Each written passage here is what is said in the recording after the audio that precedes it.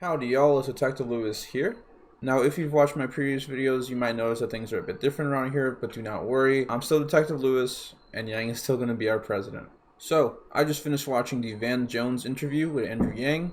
It was really awesome. I gotta say, it was nice seeing Van Jones' enthusiasm for Yang. I mean, he basically could not hold it in throughout the entire interview. Now, if you look here, I actually wrote down a bunch of notes while I was watching the interview. And when I say a lot of notes, I mean a lot of notes. And yeah, in this video, we are going to recap the entire interview, and I'll give my input on it. And yeah, let's go ahead and do that. So the interview starts off really strong. Van Jones is fanboying over Yang as hard as ever. He's like complimenting Yang. I mean, according to my notes, he says directly to Yang that it's an honor to have him and that he's completely shaking up the conversation with his new ideas. And yeah, positive vibes to start off the interview. I believe in his introduction to Yang, he even called him a breath of fresh air to all the chaos that was going on. Speaking of chaos, Yang's first question by Van Jones was about the Trump whistleblower situation. Now, I'll be honest, I didn't look too deeply into it besides the surface level. But yeah, I was interested in what Yang's response would be, and according to my notes, Yang said, "We've seen this before, it's just Trump being Trump. If you needed another confirmation that this was who Trump is, then there you go." So yeah, I found that pretty funny, and I'm pretty sure that was it for the whistleblower question. Next up, Van Jones straight up asked Yang, "How are you going to beat Donald Trump?" And Yang, in typical Yang fashion, responds to the question firstly by saying, "Well, I like math." So it's interesting to see that the Vox article did not affect Yang in any way, it seems. Of course, that was not all that Yang had to say. He continues saying, "I'm one of two candidates in the field that 10% or more of Trump supporters say they would support." And then he finishes by saying, "If I'm the nominee, we win." I've noticed he's been using that rhetoric a lot in some interviews here and there, and I think it really works in favor of him. But at the same time, it seems as though we have a candidate on our hands that right now would do better in a general election than a primary. So hopefully Yang can start picking up more left side support sooner rather than later. So the next question that Van asks Yang is, what is UBI and how will it work? And Yang references the Alaska dividend, which, if you don't know what the Alaska dividend is, basically every Alaskan citizen gets $1,000 a year from oil money, and Yang kind of ties that together with how data is now worth more than oil. And basically, if we can give the Alaskans $1,000 a year with just oil money, we can give every American adult citizen $1,000 a month using technology money. And Yang also references Thomas Paine, one of the founding fathers of this country, who was for a basic income of some kind. And yeah, Yang answered the question pretty well. And Van Jones's next question was something along the lines of, the problem is that people want to work. What do you say to the people that don't want a check, that want a job? And Yang's answer to this was one of the top, maybe the best highlight of this interview. You know what? I'm going to go ahead and play it. What do you say to people who say people don't just want a check, they want a job? I'm going to ask the people here in the studio audience, how many of you think that if you were getting $1,000 a month, you would work harder? Oh, look at that. Virtually everyone. How many of you think that you would just hit the sofa and never get up? They're like, we're on television, we can't raise our hand. What a boss move from Yang. I mean, Andrew Yang. One of a kind. But yeah, as you saw from the clip, nobody raised their hands when they said they would get lazier if they started getting $1,000 a month. While on the other hand, pun intended, almost everyone raised their hands in saying that they would work harder if they were to get $1,000 a month.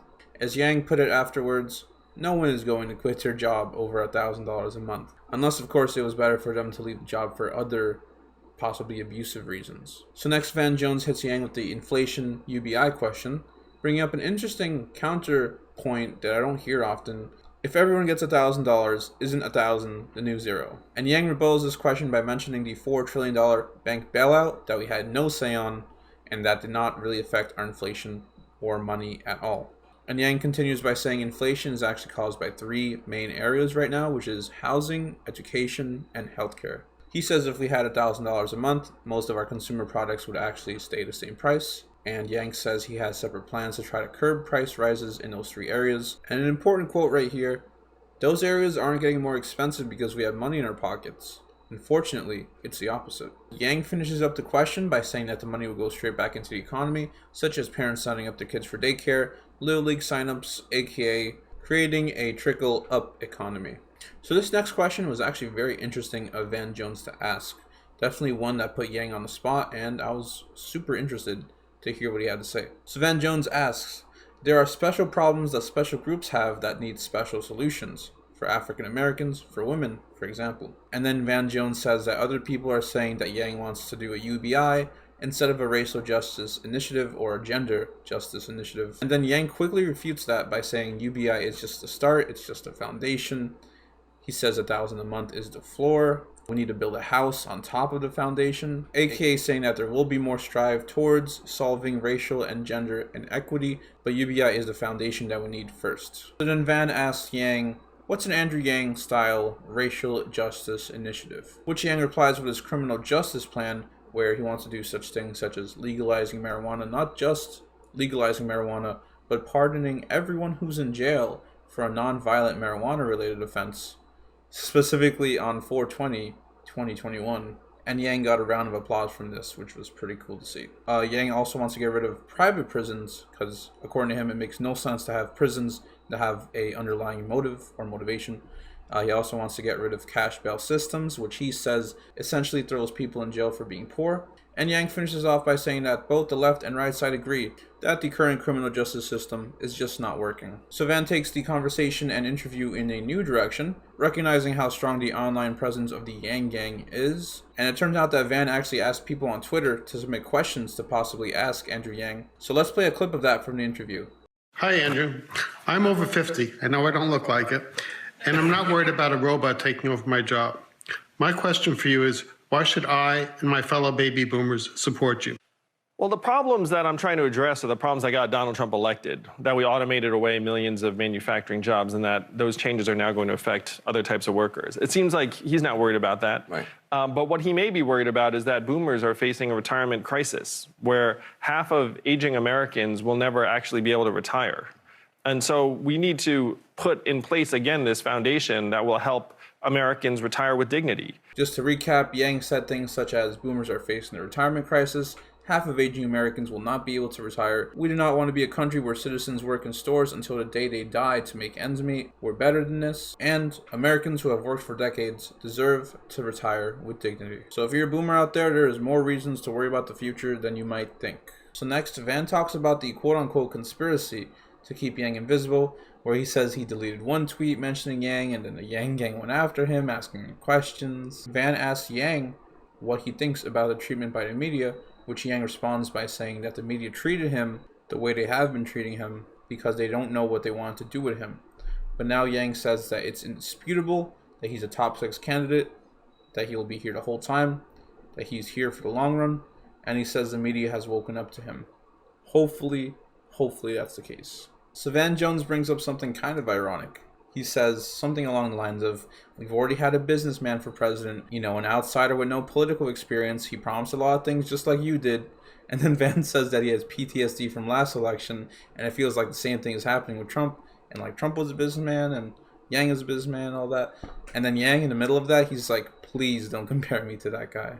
I personally found that to be a pretty hilarious moment. Trump and Yang could not be farther apart, to be honest. Yang says Trump is a fraud and not a real person. Yang says it's nonsense to run a government like a business, like Trump, I believe, once said. So yeah, even though Van Jones was kind of random with that, it was pretty funny, and I think Yang handled himself pretty well and recovered pretty well. So the next thing they talked about is a pretty touchy subject, so I'm going to make sure to look closely at my notes here. Alright, so Van brings up the Shane Gillis situation and how Yang is going to have a sit-down talk with Shane Gillis soon, I guess. So Van Jones recognizes that Yang did not want to cancel Shane Gillis like everyone else wanted to. Yang says if anyone should be offended, it should be me. He called me out specifically. Yang mentions that he runs his campaign on humanity first, and of course people make mistakes. But Yang says of course he had hostility, confusion, and anger at first. Now this is an interesting tidbit right here. I don't think this was public information before, but Yang says he watched Shane Gillis with his wife for about 45 minutes. And then he talked to his wife about the situation, and Yang, well actually both of them concluded that he is not evil. Yang says that Shane Gillis is a still figuring it out comedian who told some offensive jokes and that he should not lose his job. And then Van Jones brings up cancel culture, which Yang and Van start to have a little discussion about, which I will play right now. But we live in a time now where we have what we call, cancel culture, man. And if you do something wrong, you're supposed to be out of here. And it could have been 5 minutes ago, or it could have been 20, 30 years ago. Do you have a view that we maybe have gone too far in the direction of a lack of grace or a lack of forgiveness? Well, my campaign slogan is humanity first. Yeah. I mean, we're all people, we're all human, we all make mistakes, we're all fallible. And I'm new to politics, but I certainly would hate to be judged by something I did 25 years ago. Yeah. You know, like you bust out some statement. Happily, no one was paying any attention to anything. But I think that our standards have become unfair, and we become unduly vindictive and punitive. And one of the things that we benefit from is remembering that we're all human and we can forgive. One of the things a friend said to me is that, let's say someone makes a mistake and then we turn on them and say, hey, you should be fired from your job, you should be canceled. And then what happens 2 months later, we move on, but that person still doesn't have a job, or that person's life has still been changed irrevocably. So to me, those things don't necessarily balance out. So that was an exchange with Yang and Van on cancel culture, and hopefully, I guess, it'll explain a bit more of why Yang made the decision he did of inviting Shane Gillis for a sit-down discussion instead of hating on him like everyone else did. Definitely interesting what they both had to say, and I don't know, maybe it deserves its own video. I'll think about it. But there is a bit more of this interview that we have to discuss. So Van Jones out of nowhere brings up Justin Trudeau's blackface / brown face fiasco that happened recently. Well, actually the pictures were from decades ago, but they recently became known. Yang says that's a tough one, in part because I'm not black. I would refer to someone that has experience with that form of racism. And then Van Jones says, if you do something stupid 10, 15 years ago and apologize, I don't care. So he's saying, like, if you care about it, I don't care. If you don't care about it, I do care. So then we have a second Yankster on Twitter asking how to secure the black vote. Yang says, I just need to keep doing the hard work and keep introducing myself. From there, Van Jones recalls his kids being surprised that Obama was elected, and then he asks Yang what him being the first Asian American president would mean, and Yang replies by saying, it would be a transformative moment for the country. I believe Van Jones asked Yang what's it like to be here, did he expect to be here? Yang says, I did not expect to be here, but now that I am here, I know that I can help move the country forward. And then Van Jones asks Yang, what has your autistic son taught you? And I found Yang's answer to be pretty interesting. Yang says, I learned a lot from him. We had to figure out what was normal, what was not. And then Yang says that there's things that his son experiences and like similar approaches to the world that Yang himself had when he was his age. And so what I take from this is that Yang realizes that maybe him and his autistic son aren't so incredibly different as, you know, the stigma might tell. And then Yang finishes saying he just wants his son to thrive and prosper. And then Van Jones finishes the entire interview by saying, you are a beautiful human being. And then thanks Yang for appearing, and yeah, that was the interview. Alright, we got through all of that. Definitely my longest video yet. Van Jones being Yang Gang is probably the worst kept secret right now. He is just all over Yang. I feel like he's waiting though for maybe Yang to get more support in the polls. Maybe break the top 5 potentially. Who knows? But yeah, thank you so much for watching, all of you. If you made it to the end of the video, thank you especially. It was a lot more fun making this than I thought it would be. And believe me, there was a lot of notes to read. But yeah, I think that would be it for me. It's a bit of a late upload tonight, but hey, I mean, West Coast, it's still not midnight yet over there. So, nah, but for I will try not to do late night uploads too often unless y'all like it or are fine with it. Then, hey, if you're fine with it, I'm fine with it. That's all I'm saying.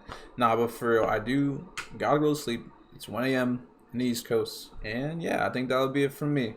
If you're watching this in the daytime, I hope you have a good day. If you're watching at night, I hope you have a good night. And yeah. I've been Detective Lewis, and I'll see y'all later. Peace.